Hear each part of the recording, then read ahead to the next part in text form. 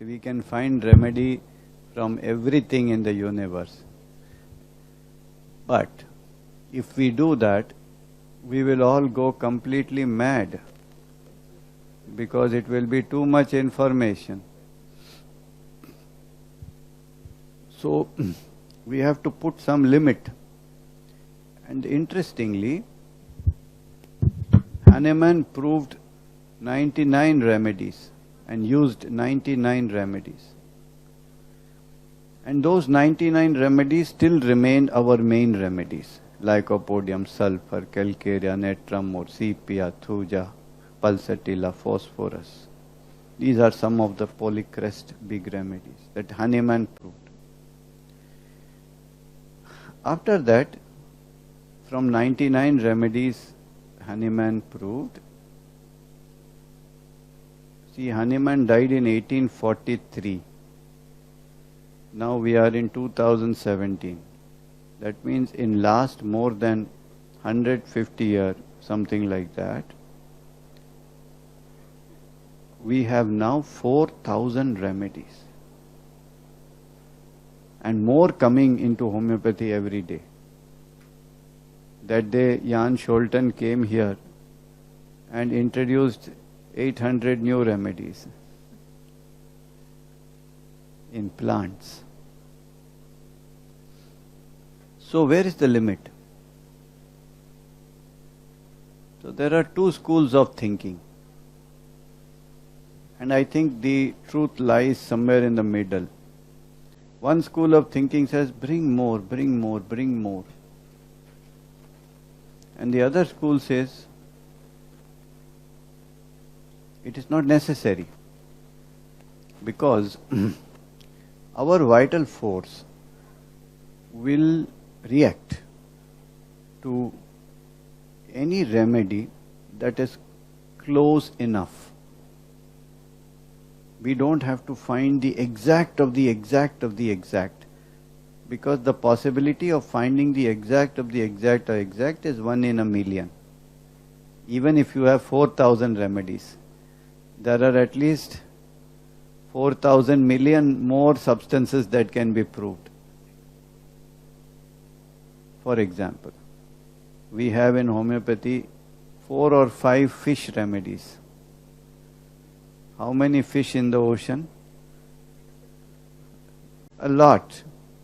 We have 10 maybe. We have 20 bird remedies. Insect remedies we have, let us say, 60, 80, 100. How many insects there are? Unbelievable.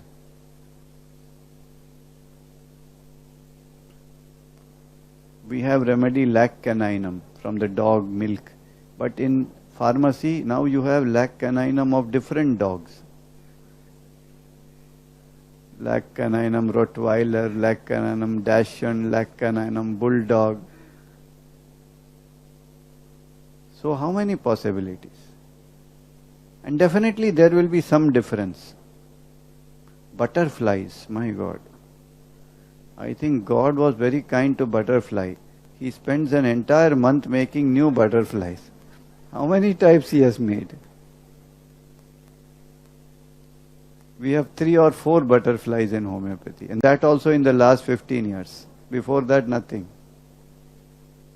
So how did our old masters survive? How did they cure? How did homeopathy come where it has come without all of this? Because if we find something close enough, the vital force will react.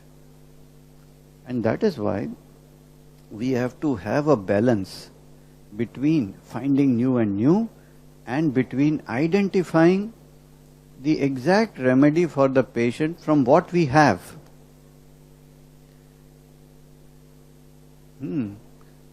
Now, today we gave, let us say, opium.